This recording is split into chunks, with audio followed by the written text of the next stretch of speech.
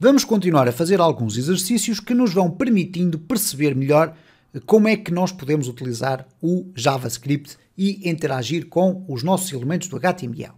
Já vimos no vídeo anterior como é que nós podemos alterar conteúdo, etc., mas temos visto sempre um comportamento que tem sido transversal a esses vídeos. É que quando vamos refrescar a nossa página, o conteúdo inicial já foi, entretanto, alterado porque a página é interpretada na vertical, de cima para baixo, e quando o JavaScript é executado vai logo alterar aqui o conteúdo. Eu simplifiquei, relativamente aos vídeos anteriores, aqui o H3 para podermos operar algumas alterações. Então, o que tradicionalmente nós fazemos é um document.querySelector. Neste caso, temos um ID, vamos colocar o cardinal título, e depois podemos colocar aqui o inner text igual a novo título. Bom, nesta circunstância, obviamente, este conteúdo vai ser de imediato alterado quando eu venho à minha página.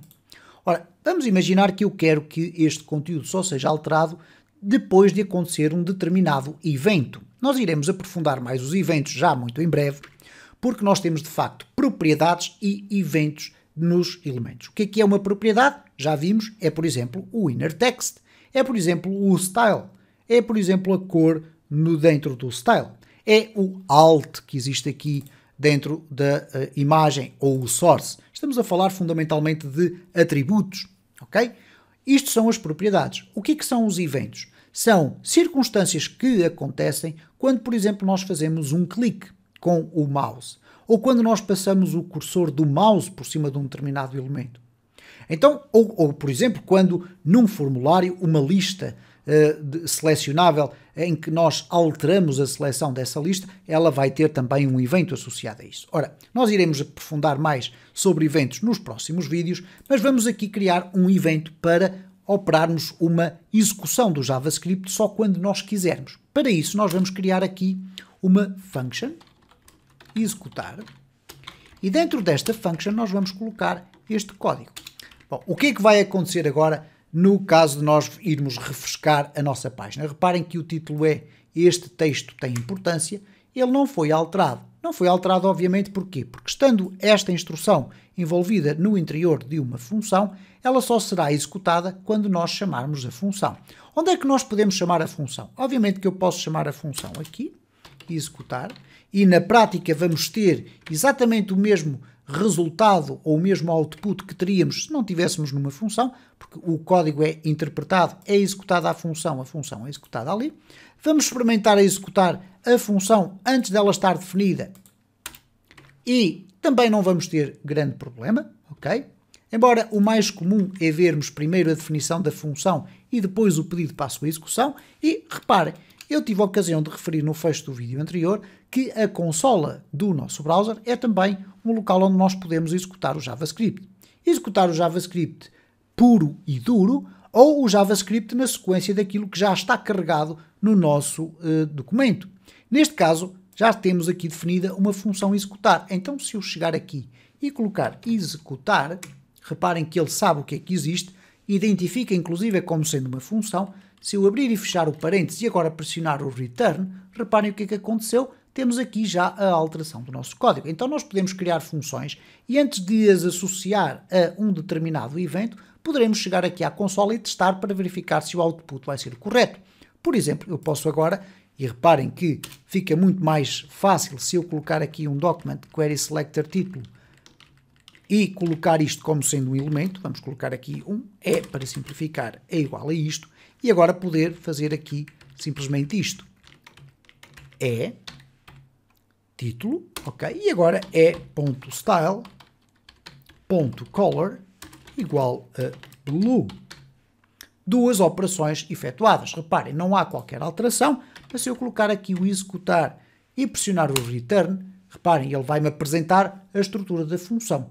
Isto é, eu consigo ver o código que está associado à expressão executar. Se eu colocar executar, e vocês só precisam apenas de usar as teclas do cursor para cima ou para baixo, mas agora definir exatamente o executar ali com o abrir e fechar os parênteses, eu vou executar e vamos ter as alterações efetuadas pelo código que está dentro desta função.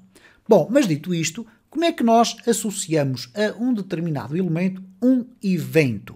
Nós iremos aprofundar os conceitos sobre os eventos mais à frente, mas normalmente os eventos são muito utilizados para criar tal interação. Isto é, o utilizador obviamente não vai ter que abrir, ou o visitante da vossa página não vai ter que abrir a consola do programador e estar a tentar adivinhar que tipo de funções é que existem. As funções existem para serem executadas de acordo com determinados eventos. Então reparem o seguinte, vamos imaginar que eu quero colocar um evento, eu vou aqui recarregar a página para ela ficar normal, eu quero executar um determinado evento ao clicar na imagem. Se eu fizer um clique na imagem, eu quero que este texto seja alterado. Bom, como é que eu processo essa questão? É muito fácil. Aqui no IMG eu posso adicionar um atributo que vai ser na prática um evento. Todos os eventos no JavaScript tradicionalmente começam com a expressão on. Isto é, ao fazer clique, é a mesma coisa que dizer on click, o que é que vai acontecer? Vai acontecer aquilo que eu quiser colocar aqui dentro. Bom, pode ser, inclusive, uma coisa tão simples como console.log e colocar aqui teste. Ok? Então reparem o que é que vai acontecer agora aqui, se eu abrir novamente as ferramentas de programador, a consola está limpa, se eu fizer aqui um clique, reparem como ele vai ali apresentando o teste. Esta forma de apresentar aqui vários cliques, isto é, vários outputs agrupados, pode ser alterada. Existe aqui uma opção qualquer que permite colocar aqui ou desativar isto, Group Similar Messages in Console. Se vocês desativarem esta opção, o que é que ele vai fazer? Automaticamente, sempre que eu faço um clique, ele adiciona ali uma nova entrada. Se eu agrupar aqui, ele vai adicionando ali um valor naquele badge, ok? Bom, mas dito isto, reparem como foi fácil nós criarmos aqui uma interação. Eu faço aqui um clique, se eu fizer um clique fora não acontece nada, se eu fizer um clique na imagem, ele vai atualizando ali. Então reparem o seguinte, se eu em vez de colocar aqui o console log, colocar simplesmente executar, abrir e fechar os parênteses, o que é que vai acontecer? Ele vai executar esta função que aqui está. Então vamos aqui novamente refrescar, eu aqui vou fechar esta parte para não termos aqui grandes confusões. Reparem, quando eu clicar aqui, automaticamente a alteração é feita no meu HTML. Com estes conhecimentos básicos, acreditem que nós já conseguimos fazer milagres de interatividade dentro do nosso JavaScript e do nosso HTML.